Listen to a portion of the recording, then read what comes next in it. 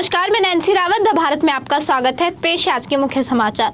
UN महासचिव Antonio Guterres के भारत दौरे का दूसरा दिन। पीएम मोदी आज से गुजरात दौरे पर। डिफेंस एक्सपो का करेंगे उद्घाटन। पीएम की कुर्सी के लिए भारतीय मूल के ऋषि सुनक की फिर बड़ी उम्मीदें। न्यूजीलैंड के खिलाफ आखिरी वार्म अप मैच खेलने मैदान में उतरेगी टीम इंडिया। पीएम मोदी के दौरे से पहले बद्रीनाथ पहुंचे सीएम धामी, सभा स्थल का किया निरीक्षण। अब खबर विस्तार से। हिमाचल प्रदेश चुनाव के लिए बीजेपी ने अपने उम्मीदवारों की पहली लिस्ट जारी कर दी है।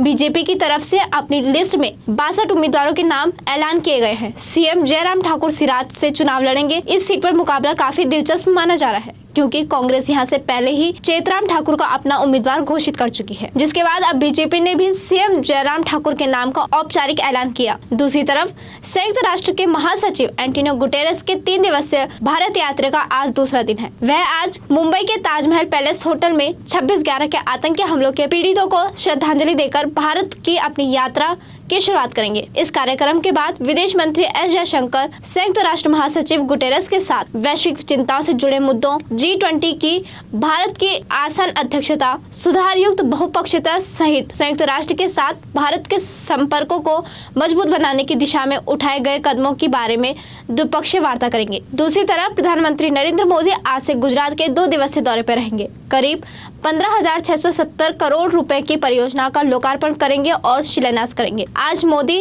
गांधीनगर के महात्मा मंदिर सम्मेलन और प्रदर्शनी केंद्र में डिफेंस एक्सपो 22 का उद्घाटन करेंगे। वह करीब दोपहर 12 बजे अंडरलैंड में मिशन स्कूल ऑफ एक्सीलेंस का शुभारंभ करेंगे। इस महीने पीएम मोदी का यह गुजरात का दूसरा दौरा है। दूसरी तरफ ब्रिटेन में अगर मौजूदा वक्त में चुनाव करवाए गए तो ऐसी पूरी संभावना है कि भारतीय मूल के पूर्व चांसलर ऋषि सुनक प्रधानमंत्री के चुनाव में अपने प्रतिद्वंदी लिज ट्रस को हरा सकते हैं। हम यह नहीं कह रहे, बल्कि मंगलवार को जारी एक सर्वेक्षण के आंकड़ों में ऐसा पता चला है। टोरी सदस्यों के एक सर्वेक्षण में पाया गया कि अगर आज चुनाव करवाए गए तो 55% सदस्य अब 42 वर्षीय सुनक को वोट देंगे और केवल 25% ही ट्रस को वोट देंगे। दूसरी तरफ फ्रांस की जनता अपनी ही सरकार के खिलाफ सड़क पर उतर आई है। वजह है बढ़ती महंगाई और तेल गैस जैसे ईंधन की किल्लत। पेरिस शहर का आलम यह है कि गैस स्टेशन पर एक घंटा इंतजार करने के बाद बाइक और कार को फ्यूल मिल पा रहा है। ईंधन की इतनी किल्लत के बाद महंगाई के खिलाफ फ्रांस में ट्रांसपोर्ट, स्कूल और अस्पतालों में काम करने वालों ने इमैनुअल मैक्रों सरकार के खिलाफ हल्ला बोल दिया है। लोगों की मांग ये भी है कि रूस के खिलाफ फ्रांस बैन हटाए ताकि गैस और ईंधन की सप्लाई बहाल हो सके। फ्रांस में इन विरोध प्रदर्शनों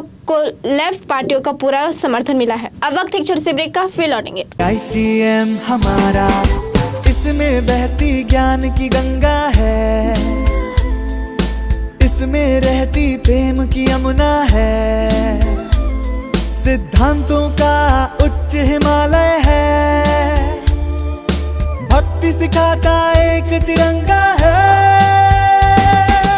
गुरुकुल जैसा प्यारा ये ITM हमारा, सच्चे सपनों सा प्यारा ये ITM हमारा,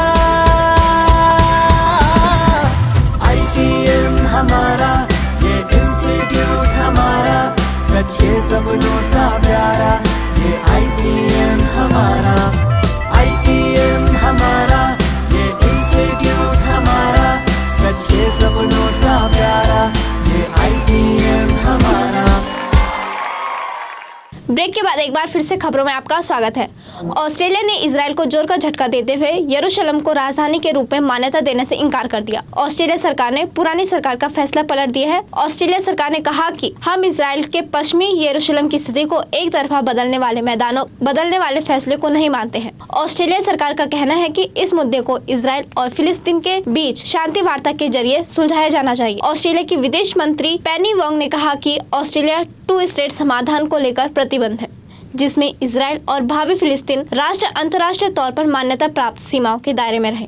हमारे लिए शांति और सुरक्षा सर्वोपरि है। इधर बीते 8 साल की तरह इस बार भी प्रधानमंत्री नरेंद्र मोदी सैनिकों के साथ दिवाली मनाएंगे। इस क्रम में प्रधानमंत्री शुक्रवार को केदारनाथ जाएंगे। सैनिकों के साथ दिवाली मनाने से पूर्व पीएम केदारनाथ और बद्रीनाथ का दर्शन करेंगे। वहीं राज्य के मुख्यमंत्री धामी भी बद्रीनाथ पहुंचे हैं। मुख्यमंत्री धामी ने बद्रीनाथ धाम के माना स्थित सभा स्थल का निरीक्षण किया।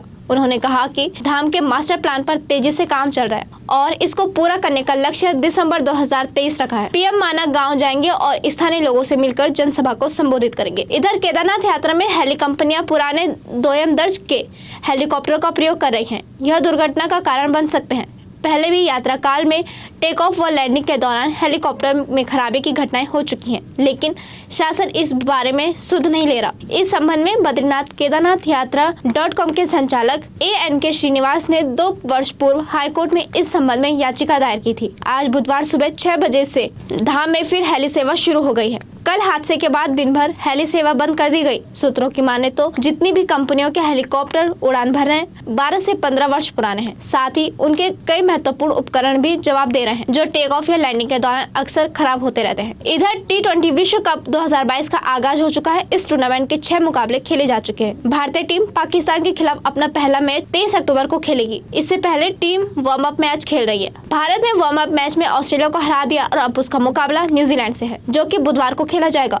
भारत और न्यूजीलैंड के बीच बुधवार दोपहर 1:30 बजे वार्म अप मैच खेला जाएगा। इस मुकाबले में टीम इंडिया के कुछ खिलाड़ियों पर विशेष नजर रहेगी। दूसरी तरफ दक्षिण फिल्मों के चर्चित एक्टर मोहनलाल की फिल्म मॉन्स्टर इन दिनों काफी सुर्खियों में है। पुली मुरुगन फिल्म की सफलता के बाद एक बार फिर से इस फिल्म के साथ वो निर्देशक बैसाख के साथ काम करने जा रहे हैं। फिल्म में सस्पेंस के साथ थ्रिलर का भी जबरदस्त मसाला देखने को मिलेगा। लंबे इंतजार के बाद यह फिल्म 21 अक्टूबर शुक्रवार को सिनेमाघरों में दस्तक देने के लिए तैयार है। पुली मुरुगन की भारी सफलता के बाद एक बार फिर से मॉन्स्टर ने लेखक उदय कृष्ण, मोहनलाल और निर्देशक बैसाख की तिकड़ी के साथ काम करने जा रही है। हाल ही में मोहनलाल ने अपने सोशल मीडिया हैंडल से एक वीडियो भी साझा किया, जिसमें मलयालम सुपरस्टार ने अपनी बहुप्रतीक्षित फिल्म के बारे में बात की।